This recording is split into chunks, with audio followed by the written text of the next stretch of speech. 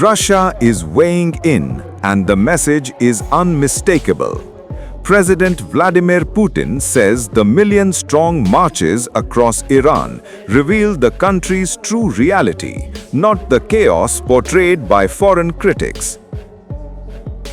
Speaking after a phone call with Iranian President Masoud Pezeshkian, Putin said Moscow is closely tracking developments inside Iran and sees a familiar pattern, a so-called color revolution playbook, according to a readout by Iranian side.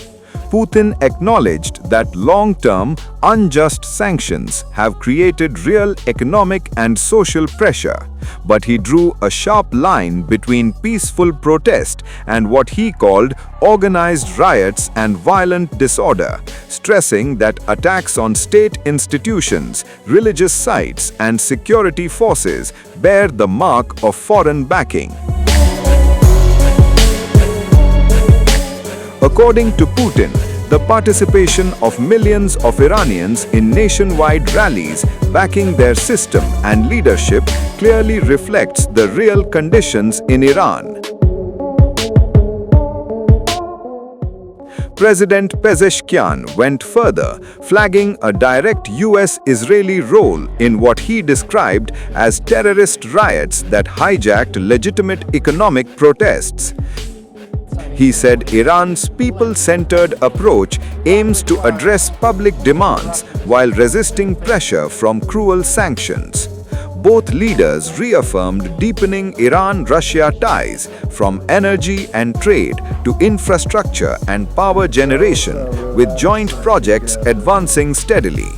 As tensions simmer globally, Moscow and Tehran are signaling alignment, stability, and resistance, a partnership pushing back against what they call external interference and engineered unrest.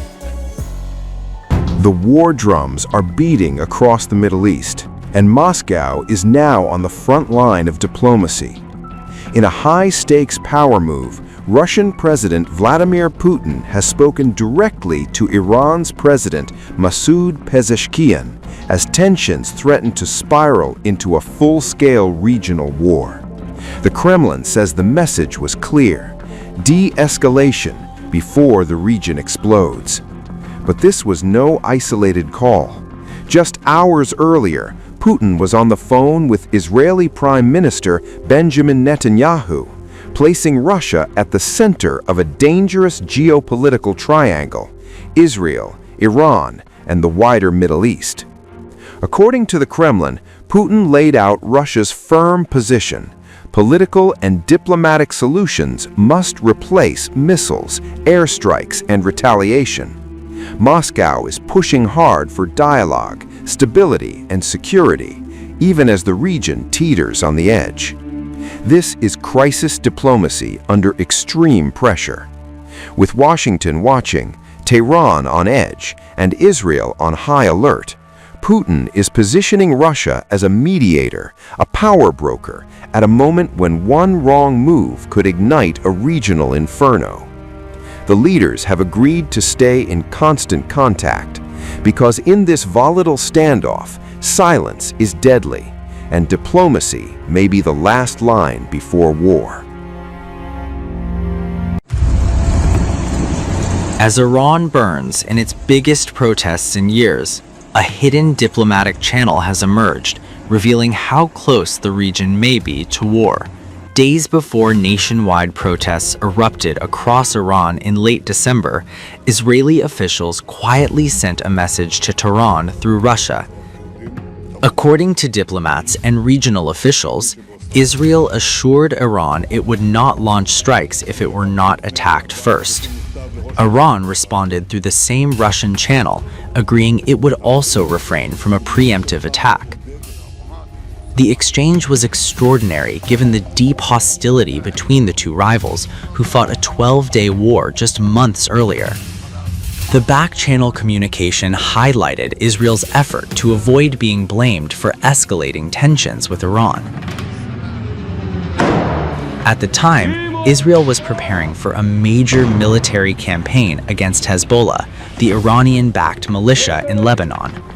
Privately, Israel sought to keep Tehran on the sidelines while it focused its firepower northward. Publicly, however, Israeli officials were striking a far more aggressive tone, openly hinting at renewed strikes on Iran. Those threats centered on Iran's rapidly replenishing ballistic missile stockpile. The contrast between public rhetoric and private reassurance underscores the fragile balance both sides were trying to maintain. Iranian officials responded positively, but remained deeply suspicious of Israel's intentions. According to officials familiar with the exchange, Tehran feared Israel's pledge left room for U.S. strikes coordinated with Tel Aviv. The concern was that Washington could hit Iranian regime targets while Israel trained its military focus strictly on Hezbollah. For Tehran, staying out of a wider conflict was seen as the lesser of two risks. A senior regional official described the arrangement bluntly, saying for Iran it was a good deal. U.S. officials have since said Iran's support for Hezbollah has already decreased as Tehran battles domestic unrest. But the calculus has shifted dramatically since those assurances were exchanged. Iran's protests have evolved into a huge challenge to the clerical establishment since the 1979 Islamic Revolution. Massive crowds have demanded the government's ouster, clashing repeatedly with security forces. Iranian officials claim more than 2,000 people have died since December 28th and blamed U.S. and Israel for instigating as well as orchestrating the unrest. Rights groups place the toll above 2,600, with experts believing the true figure is far higher. As the crackdown intensified, the risk of foreign intervention surged back into focus. President Donald Trump has openly weighed attacks against Iranian regime targets in response to the violence.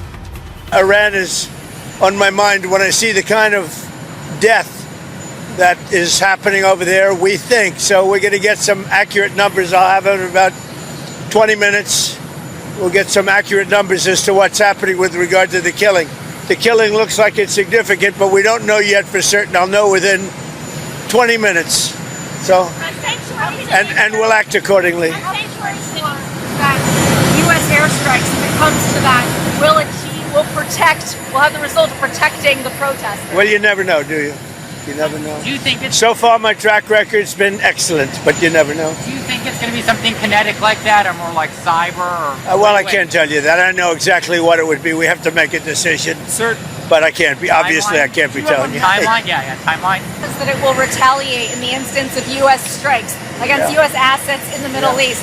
What do you say to U.S. service members about why it's worth the risk to intervene in Iran? Yeah, Iran said that the last time I blew them up with the nuclear capability, which they don't have any longer. So Iran said that the last time. They better behave. Mr. President, on Iran, do you have a message for the leaders currently of Iran? Yeah, the message is they've got to show humanity. They've got a big problem, and I hope they're not going to be killing people. And I'm going to have a report very soon. It would seem to me that they have been badly misbehaving, but that is not confirmed. Committing not to sending U.S. troops into Iran. Why would I tell you that?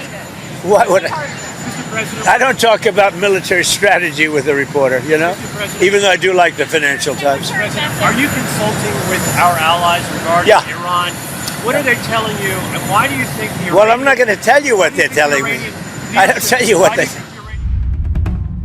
Analysts warn such strikes could provoke Iran to retaliate against Israel, a key U.S. ally.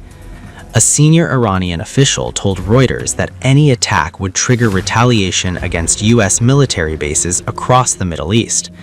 Israel was not explicitly named, but analysts say it would almost certainly be drawn into any escalation. Despite the rising tension, Israeli officials have largely avoided overtly bellicose language in recent weeks. They have described their military posture as defensive, even as preparations quietly intensify. No foreign entity can dictate Iran's destiny. And naturally, the fate of any outsider who attempts to interfere in Iran's internal affairs should serve as a warning, reflecting the destiny of others who have tried. According to the foreign minister's statement, both negotiation and the option of war are currently on Iran's agenda. However, Iran is ready for dialogue, for negotiations, provided the preconditions are fair and not dictated. And naturally, if this process is to take shape, it will proceed with the considerations our colleagues in the Ministry of Foreign Affairs have. I don't think it's something the United States is actively engaged in trying to hasten anything. It's a matter of respect, and this is how President Trump has framed it.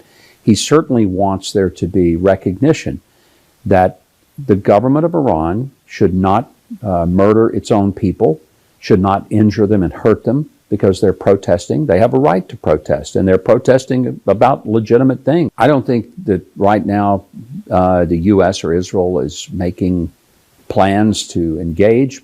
I don't know what may happen. I simply don't know. I would be totally out of my league if I said, here's what will happen. We don't know. The caution is notable given Israel's history. In June, Israel launched a sophisticated surprise attack against Iran while nuclear talks with Washington were still underway. Security analysts say Israel would welcome regime change in Tehran, but not at the cost of absorbing devastating retaliation. Seema Shine, a former Mossad intelligence chief, said Israel is allowing the U.S. to take the lead on any potential strikes. She added there is no doubt Israel would prefer to see Iran's leadership collapse, but she warned Israel could be a primary target in any Iranian response. As a result, Israel has taken extensive steps to harden its defenses and prepare for retaliation. For now, Israel's strategy appears focused on isolating Hezbollah while avoiding direct confrontation with Iran.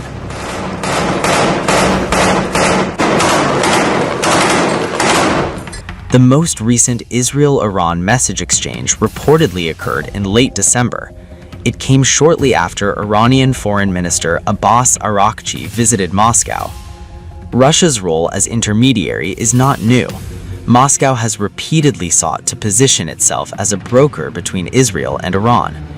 Russian officials have also floated the idea to Trump, hoping mediation could strengthen Moscow's leverage over Ukraine talks.